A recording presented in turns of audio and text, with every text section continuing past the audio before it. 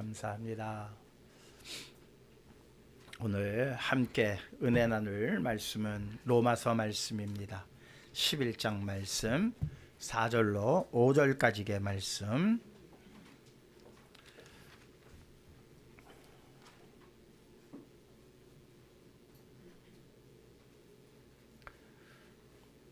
로마서 11장 말씀 4절에서 5절까지의 말씀입니다.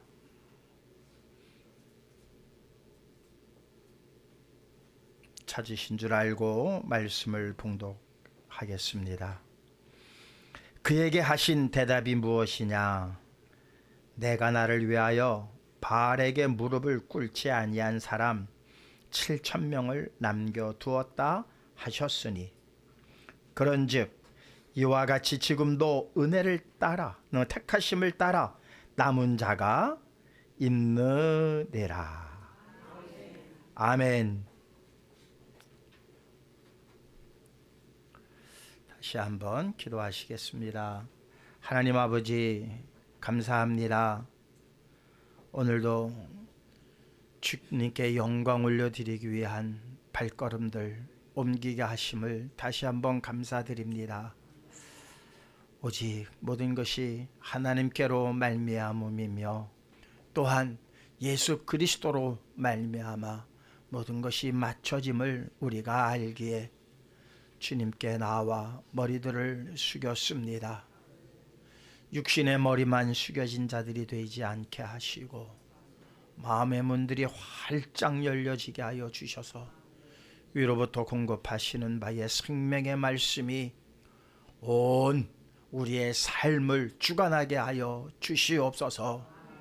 나의 뜻대로 사는 자들이 아니라 하나님의 말씀대로 살기 위하여 힘쓰고 애쓰며 몸부림칠 수 있는 우리 모두가 되어지기를 소망합니다.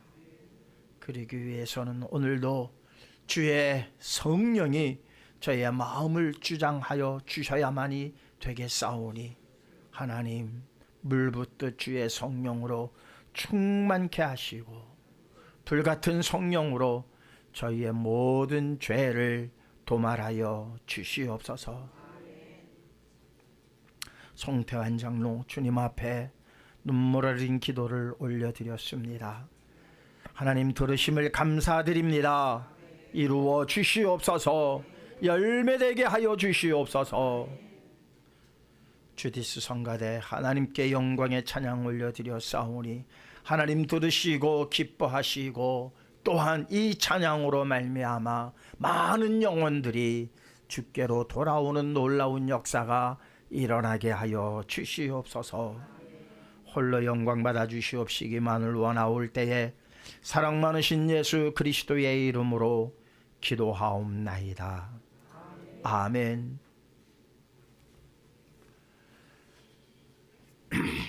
우리 성도님들도 잘 아시는 것과 같이 기독교 교리에 칭의 또한 성화 그리고 영화의 과정이 있습니다. 우리를 의롭다 부르시는 것을 우리는 칭의라고 합니다. 의로워서 의롭다 부르시는 것이 아니라 의롭게 하시기 위해서 먼저 의롭다 하신 것입니다. 절대 우리가 의로운 것이 있어서 의롭다 하심이 아니라는 사실 우리가 너무나도 잘 알죠. 만약에 우리가 의로워서 우리를 의롭다 하셨다라면 성화의 과정이 필요 없겠지요. 그러나 우리에게는 성화의 과정이 필요합니다. 오늘 우리 모두가 성화의 가정에 있음을 고백하시는 저와 여러분들 되시기를 주님의 이름으로 축원합니다. 지난주에는 구별과 선택 사이에서 놓친 복음이라고 하는 제목을 가지고 은혜를 나누었습니다. 1분짜리 쇼츠가 오늘 아침에 올라왔더라고요. 올리기는 어제 저녁에 올렸는가 봐요. 아주 내용 1분으로 잘 요약을 해서 올렸습니다. 꼭들 보시고 또 오늘의 말씀도 쇼츠 좀 빨리 올려서 일주일 동안 그 말씀을 다 기억하실 수가 없잖아요. 1분 쇼츠 너무나도 좋습니다. 그렇게 해서 항상 말씀 안에서 나를 순종시키고 말씀 안에서 살아가려고 하는 노력이 바로 성화의 과정입니다. 주일날 예배 듣고 나몰라라 하고 나가서 세상의 방식대로 살다가 또 주일날 와서 말씀 듣고 나아간들 어떻게 성화가 되겠습니까? 주일날들은 여러분들 다 보니까 아주 환하시고 의로워 보이세요. 그런데 월요일만 되면 얼굴빛이 다 달라지시는 것 같아. 세상 물들을 먹으셔가지고. 그래서 말씀을 항상 우리가 묵상함이 필요한 그러한 과정에 있습니다.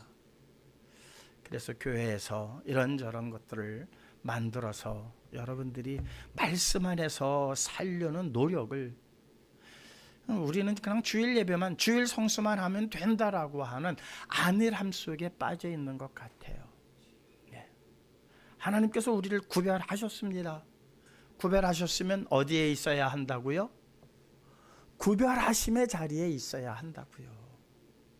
그런데 구별하심의 자리를 놓쳤을 때에 우리는 선택이라고 하는 마지막 하나님의 택하심을 입어야 하는데, 구별받은 것이 선택된 것으로 착각해서 결국은 실패하는, 누가 실패했습니까? 유대인들이 실패했습니다. 유대인들 중에서도 제사장이라고 하는 사람들, 율법사라고 하는 사람들, 바리새인이라고 하는 사람들이 다 실패하고 말았습니다. 분명히 이스라엘을 구별하셨죠? 구별하셨습니까? 안 하셨습니까? 구별하셨습니다. 그런데 그들이 선택받았습니까? 선택 못 받았어요. 이스라엘 사람들 중에 누가 선택받았습니까?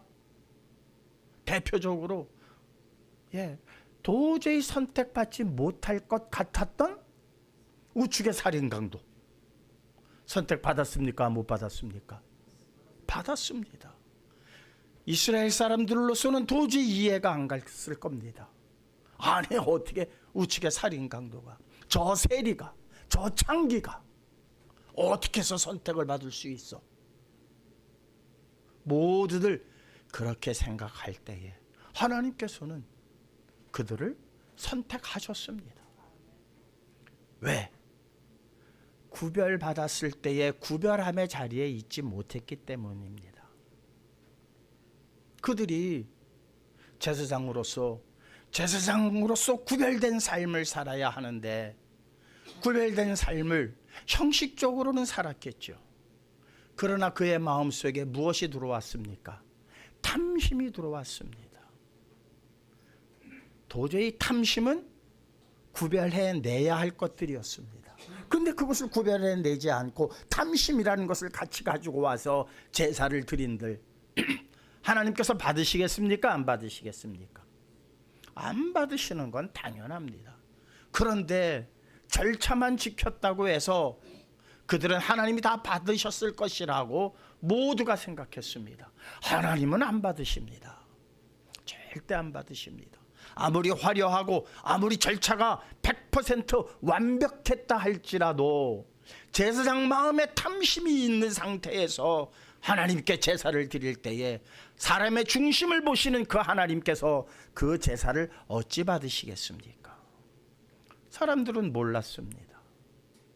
그러나 우측의 살인 강도, 예수 그리스도를 인정하는 그 말 한마디로 그는 택함을 받았습니다. 이게 복음 아닙니까? 이게 바로 복음이에요. 오늘 겨우 버틴 삶이 아니라 쓰임받는 삶으로라고 하는 제목을 가지고 함께 은혜를 나누려고 합니다.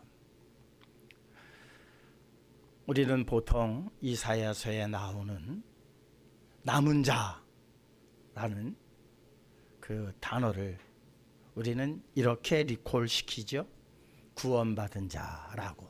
그죠? 남은 자 리콜, 구원받은 자라고 그렇게 우리는 리콜 시킵니다. 등식화시키고 있습니다. 맞습니다. 그런데 남은 자 바로 전에 무엇이 있느냐? 남겨진 자가 있다라는 겁니다.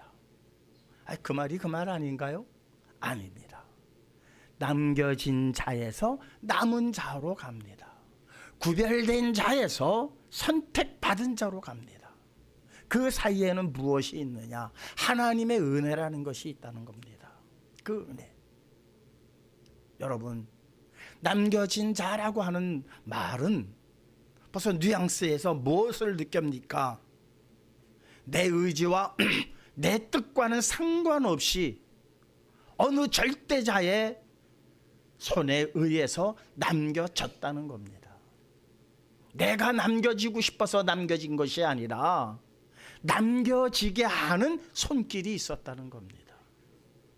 그 남겨진 자들 가운데에서 하나님께서는 남은 자들로 만들어 가시는 과정입니다.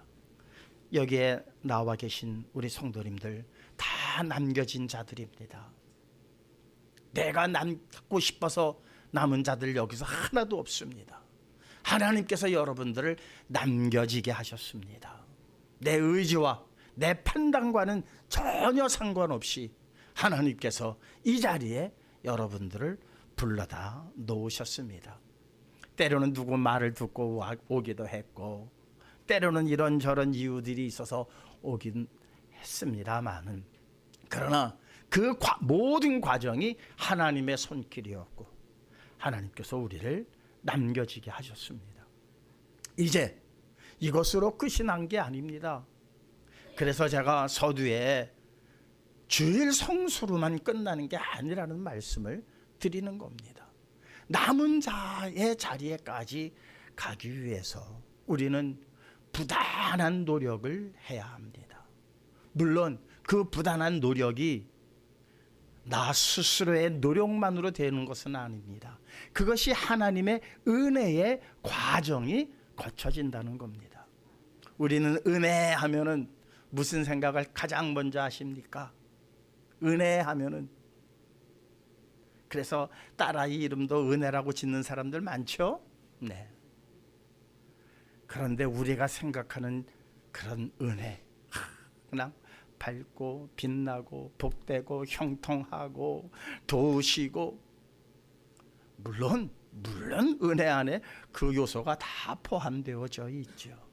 그런데 우리가 상상도 할 수 없는 또 다른 면이 은혜 안에 있다는 겁니다.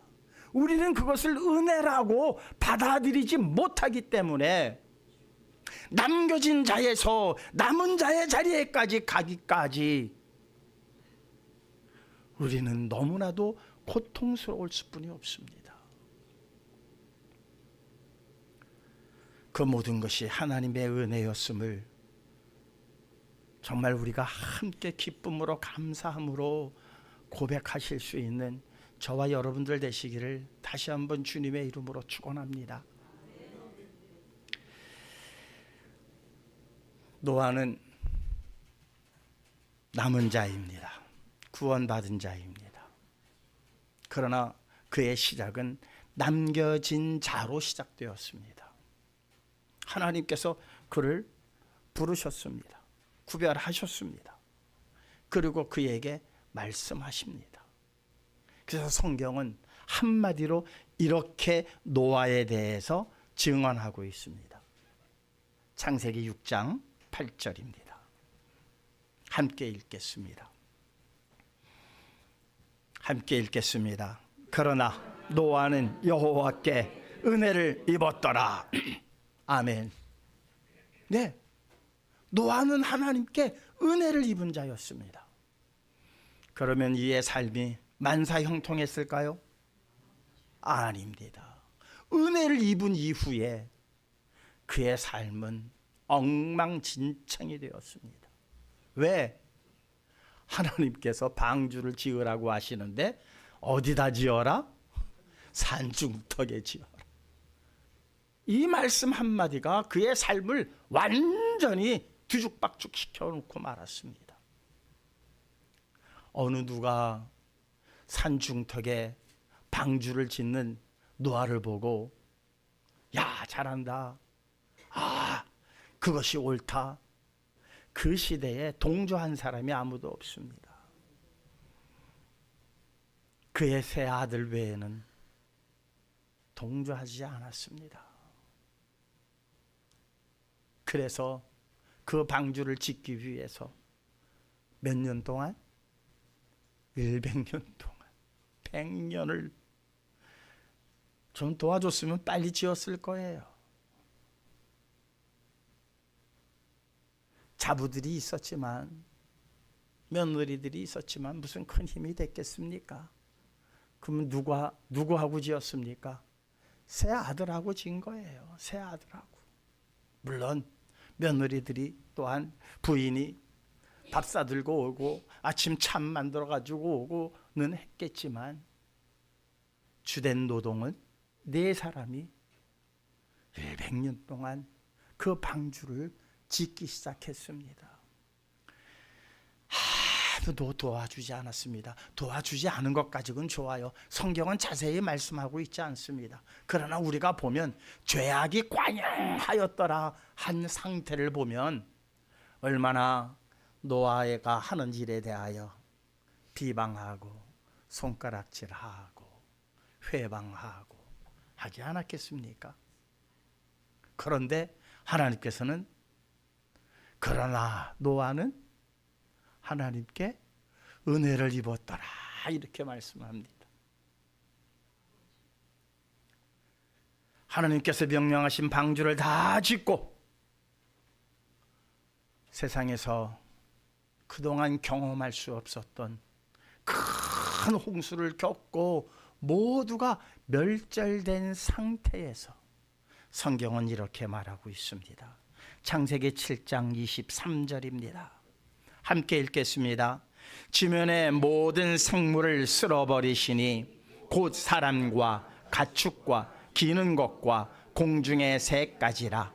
이들은 땅에서 쓸어버림을 당하였으되 오직 노아와 그와 함께 방주에 있던 자들만 남았더라. 아멘. 이제 겨우 남은 자가 되었습니다. 방주에 있던 자들만 구원을 받았더라. 사랑하는 성도 여러분, 이 사건이 그저 단순한 설화에 지나지 않게 그렇게 인식해서는 절대 안 됩니다. 뭐 어떤 문화에 보니까 그 비슷한 이야기가 내려오던데 설화야. 세상은 다 설화라고 그렇게 말합니다. 그런데 성경은 분명하게 우리에게 일러주고 있죠. 이사야서 1장 9절입니다. 함께 읽겠습니다.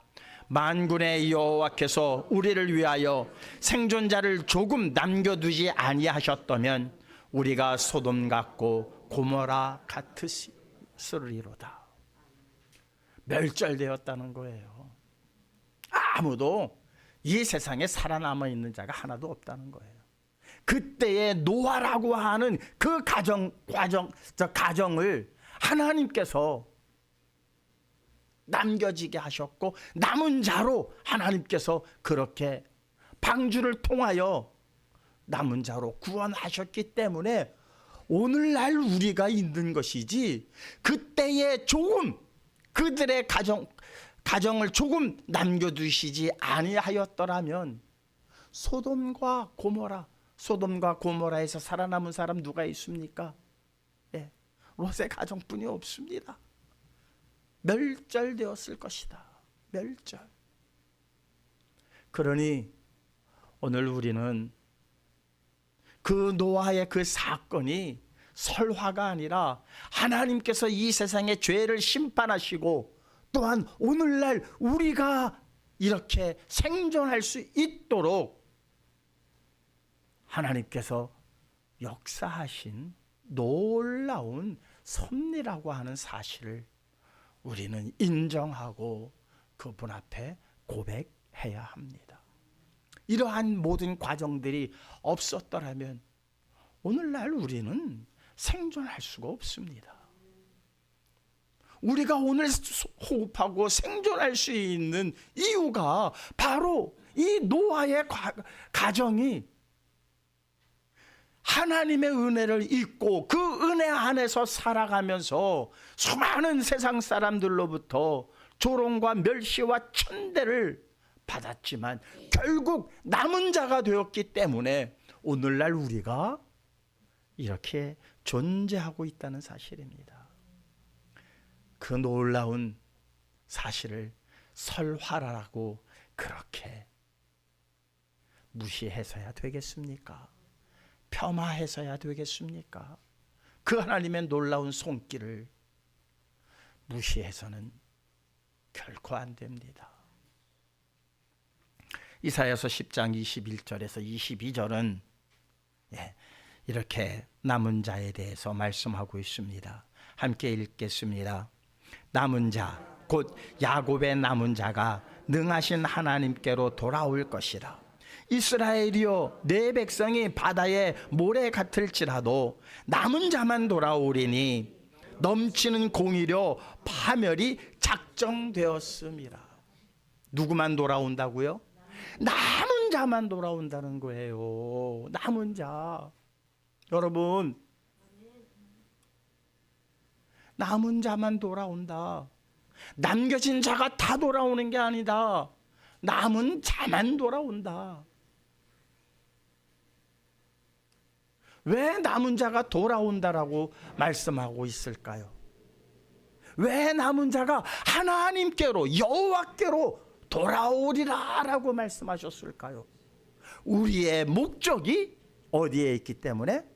하나님께 있기 때문에.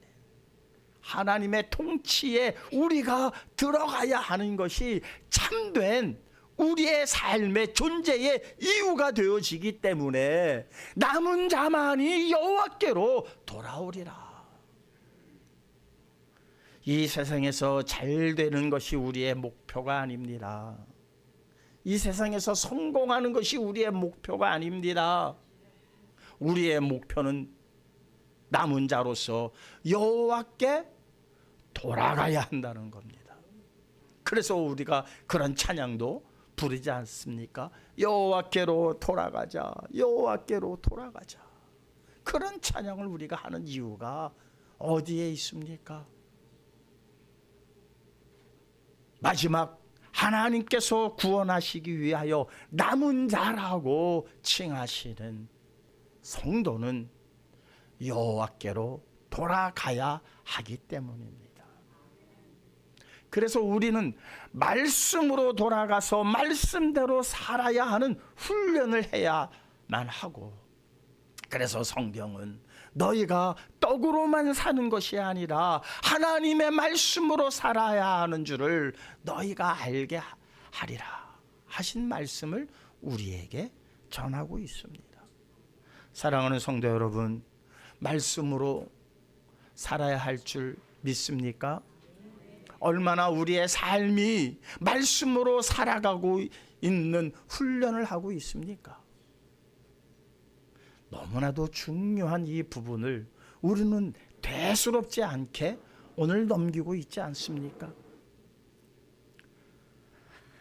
하루아침에 밥상이 차려지지 않으면 짜증을 내어도 또 이틀 3일만 굶으면 남의 것을 훔치지 않고는 살아갈 수 없음의 그 배고픔을 느끼면서도 하나님의 말씀에 갈급한 마음들을 가져본 적이 있습니까? 하루라도 하나님의 말씀을 듣지 않고 하나님의 말씀을 읽지 않고 견딜 수 없는 그 영생에 대한 갈증을 얼마나 우리는 느끼고 있습니까? 전 세계에서 새벽 기도회라고 하는 그 예배가 드려지는 나라는 대한민국 하나뿐이 없습니다. 대한민국 하나입니다. 얼마나 감사한 일입니까? 새벽 예배 드리는 나라 없습니다. 지금도 새벽 예배 드리는 교회들이 점점 줄어들고 있습니다. 왜?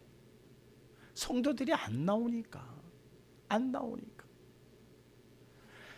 여러분들 안 나오시면 저도 새벽 예배 끝낼까 그런 생각도 해봅니다.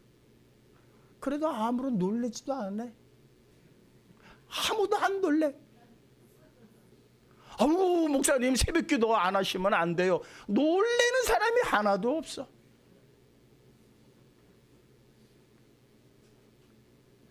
떡으로만 살려고 하지 마십시오. 하나님의 말씀으로 살아야 할 줄을 너희로 알게 하기 위함이다라고 성경은 말씀하고 있습니다. 하루 한 끼만 굶어도 난리를 치면서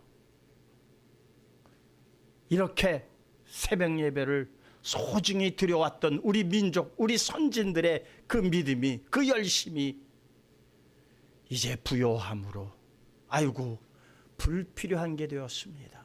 괜히 새벽잠을 깨우는 불필요한 예배가 점점 되어져 가고 있지 않습니까? 그 새벽 예배 괜히 왜 드리십니까? 이런 은근한 반감이 생기는 이 시대에 우리가 살고 있습니다. 아까 장로님 기도했습니다. 악법을 지금 만들어내고 있습니다. 그래서 목사의 입을 꽉꽉 닫아놓으려고 하는 악법들이 지금 발의되고 있고 그것이 통과 직전에 있습니다. 그래요. 그 법이 통과되면 안 되겠지요. 그런데요, 어제 곰곰이 생각을 해봤습니다. 그 문제에 대해서 많은 목사님들과 의견도 나누고 했습니다만은, 그러나 곰곰이 생각을 해봤어요. 사랑하는 성도 여러분, 악법이 우리를 무너뜨리지 못합니다. 악법 통과해도 조금도 두렵지 않습니다. 악법은 교회를 절대로 무너뜨리지 못합니다. 교회를 무너뜨리는 것은 배부름입니다. 안일함입니다. 세상의 평안함입니다. 이것이 교회를 무너뜨리지, 공산주의가 교회를 무너뜨린다고요? 북한에 아직도 지하교회가 있습니다. 무너뜨리지 못합니다. 그러나 자유민주주의 국가에서 교회들이 점점 문을 닫아가는 이유가 어디에 있습니까? 자유민주주의가 주는 그 자유와 말씀 안에서 주는 그 자유함의 본질이 다르고, 세상에서 주는 그 자유함에 취해서 자유의 본질을 잊어가는 이 시대에 도대체 하나님께서 걱정하시는 바는 공산주의가 아니라 민주주의가 아닐까라고 하는 생각마저 들게 하는 것이 오늘의 현실입니다.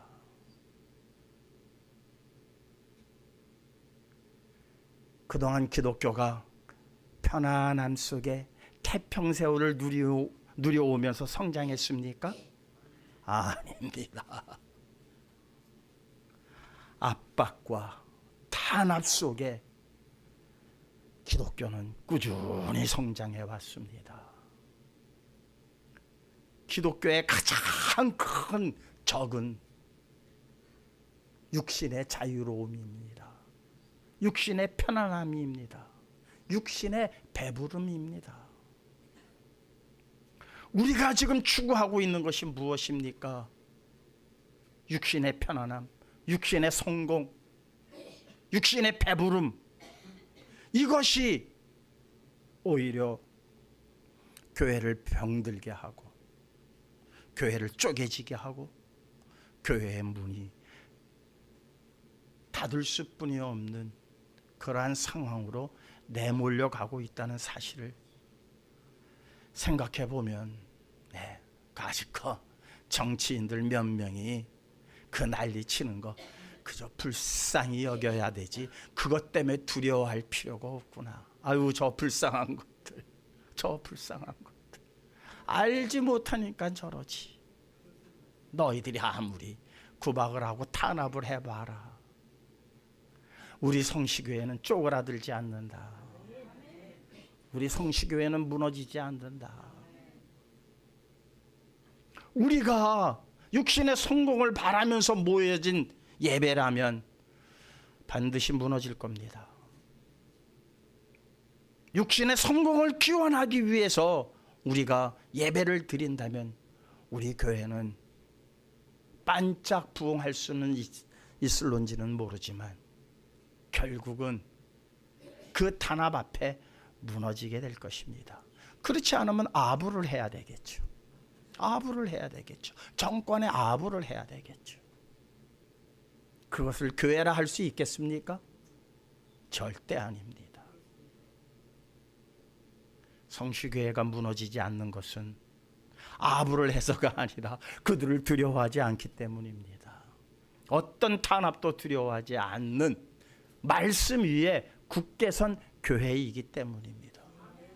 이것이 바로 남겨진 자에서 남은 자로 가는 여정입니다. 이 여정 거치지 않고는 우리는 승리할 수가 없습니다. 그래서 이사야서 6장 11절에서 13절은 이렇게 말씀하고 있죠. 함께 읽겠습니다. 내가 이르되 주여 어느 때까지이니까 하였더니 주께서 대답하시되 성읍들은 황폐하여 주민이 없으며 가옥들에는 사람이 없고 이 토지는 황폐하게 되며 여호와께서 사람들을 멀리 옮기셔서 이 땅 가운데에 황폐한 곳이 많을 때까지니라. 그 중에 10분의 1, 2 아직 남아 있을지라도 이것도 황폐하게 될 것이나 밤나무와 상수리나무가 배행빈을 당하여도 그 구루터기는 남아 있는 것 같이 거룩한 씨가 이 땅에 그루터기니라 하시더라. 여러분, 남은 자는 이 과정을 거친다는 거예요. 황폐해지고 다 무너지고, 이게 남겨진 자에서 남은 자의 자리에 가기까지게 성도들의 여정입니다. 구원받을 자들의 여정입니다. 이거 건너뛸 생각하지 마세요. 이거 건너뛰고 그저 그냥 복 주시옵소서 복 주시옵소서 안 됩니다. 다 무너집니다. 탄압 앞에서 무너질 것이고요, 배부름 앞에서 다 잊혀지고 말게 될 것입니다. 사랑하는 성도 여러분, 노아는 여호와께 은혜를 입었더라. 오늘 본문은 무엇라고 말씀하십니까? 그에게 하신 대답이 무엇이냐? 엘리야가 로뎀나무 아래서 아이고 하나님, 그저 죽는 것이 좋겠습니다 말씀하십니다. 그에게 대답하심이 무엇이냐? 내가 나를 위하여 바알에게 무릎 꿇지 아니한 사람 7천을 남겨두었다 하셨으니 그런즉 이와 같이 지금도 은혜로 택하심을 따라 남은 자가 있느니라. 은혜로 택하심을 따라 남은 자가 있다. 7천은 은혜로 남겨진 자였습니다. 그 7천은 바알에게 무릎 꿇지 아니한 자였습니다. 바알에게 무릎 꿇지 않은 그 죄로 그들은 목숨이 위태로웠습니다. 피해 다녀야 했습니다. 숨어 다녀야만 했습니다. 바알에게 무릎 꿇지 않은 그 대가는 참담했습니다. 그저 바알에게 무릎 한번 꿇으면 될 일을 바알에게 무릎 꿇지 아니하므로 그들은 참담한 생활을 맛보아야만 했습니다. 들켰다가는, 발각되었다가는 바로 처형을 당합니다. 그러니 그의 삶들이 얼마나 조심스러웠겠습니까? 살얼음판을 걷듯이 그들은 그 시간들을 보내야만 했습니다. 그런데 하나님께서는 살얼음판 걷듯이 그렇게 걸어가는 7천을 향해서 이렇게 말씀하십니다. 은혜를 따라 남은 자가, 은혜로 택하심을 따라 남은 자가 있느니라. 여러분, 하나님 은혜 내려주시옵소서, 은혜 내려주시옵소서가 우리가 그동안 갈구하고 갈망했던 그 은혜가 살얼음판을 걸어야 하는 은혜라면 다시 한번 생각해 봐야 되지 않겠습니까?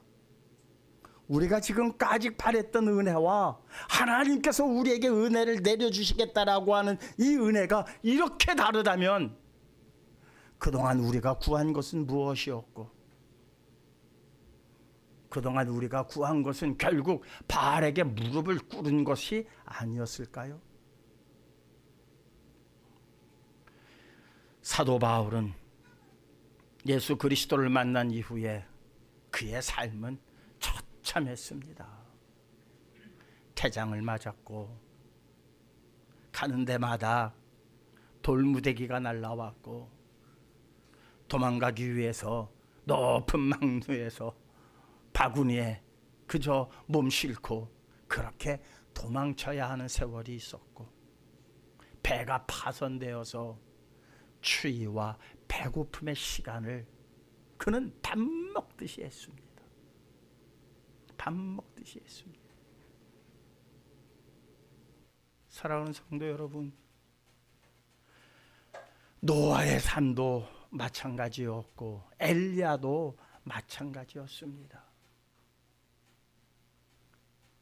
노아는 이 세상에 자유롭게 사는 사람들로 인하여서 그는 고립되었습니다. 그런데 그 고립이 진정한 자유였다는 겁니다. 노아를 손가락질하면서 자유롭게 살던 그들, 결국 그들의 자유가 진정한 자유였습니까? 그들 보기에 고립된 삶을 살았던 노아가 진정한 자유를 누린 것입니까? 답은 뻔하지 않습니까? 노아가 선택했던 그 고립의 길이 결국 자유였음을, 이게 놀라운 복음입니다. 엘리야는 어땠습니까? 그 또한 쫓겨다녀야만 했고 숨어 지내야만 했습니다. 그가 바란 것이 성공이었죠. 멋들어진 성공이었습니다.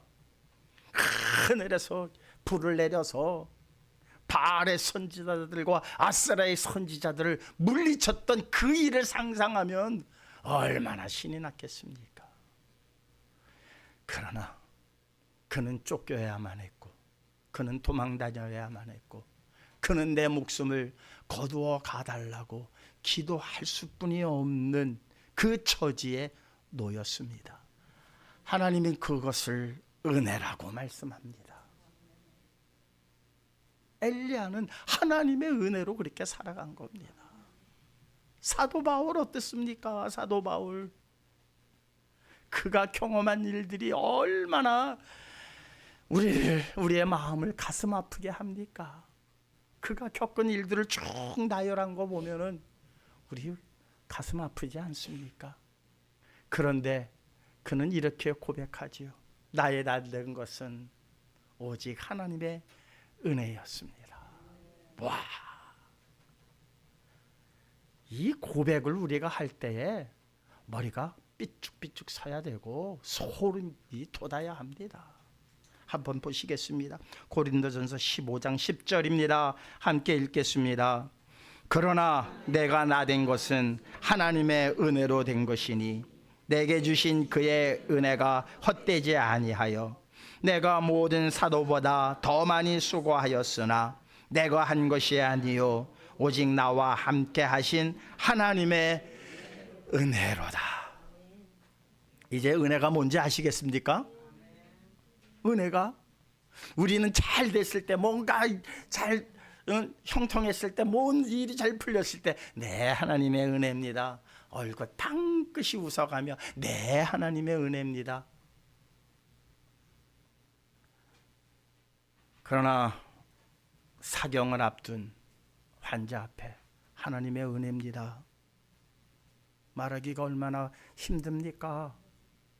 그러나 그것을 하나님의 은혜로 받을 수 있는 성숙한 성도님들 되시기를 주님의 이름으로 축원합니다. 쫄딱 망해서 길거리에 내 앉아 있어야 할 형편에 놓인 형제에게 이것이 하나님의 은혜입니다 라고 말할 수 있을 때에 아멘으로 화답할 수 있을 정도의 믿음의 성숙이 우리 성도님들의 믿음이 되어지기를 주님의 이름으로 축원합니다. 이 믿음으로 우리는 승리할 겁니다. 세상에 어떤 악법이 만들어진다 할지라도 우리 성시교회는 절대 무너지지 않습니다.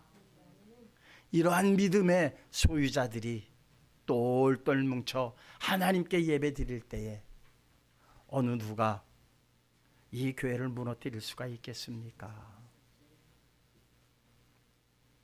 또 망한다 할지라도 문을 닫았다 할지라도 하나님의 은혜입니다 라고 또 고백하며 새롭게 시작할 수 있는 그 힘이 바로 하나님께로부터 공급되어지는 일이라면 우리는 또다시 일어날 것입니다.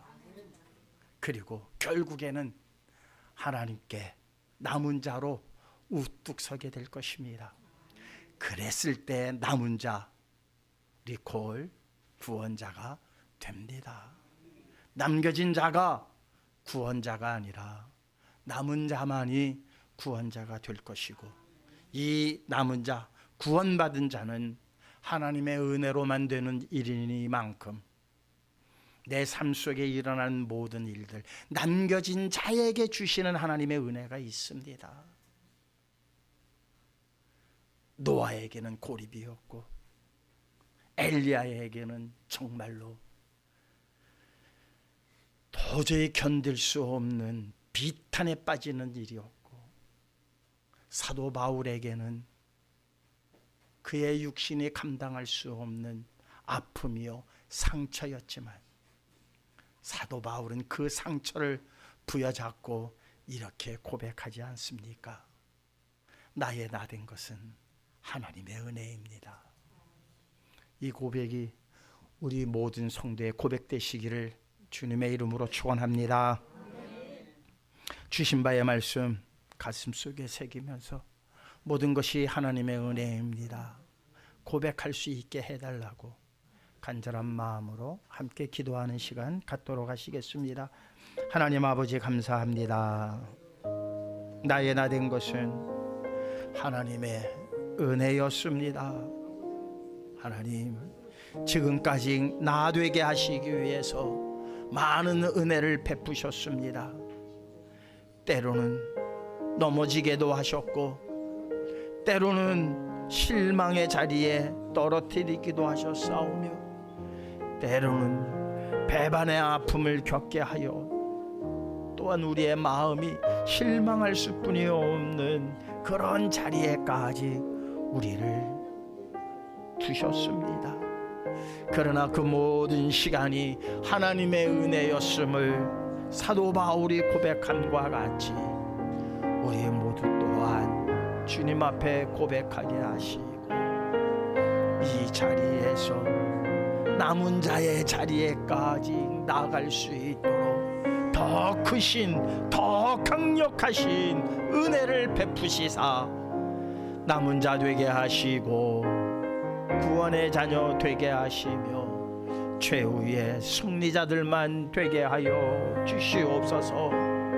전하여진 바의 말씀들마다 마음 신비에 새겨지게 하시고 이 말씀을 기억하고 읽는 자들마다 다시 일어나 달려갈 수만 있도록 내 주님 도와주시옵소서.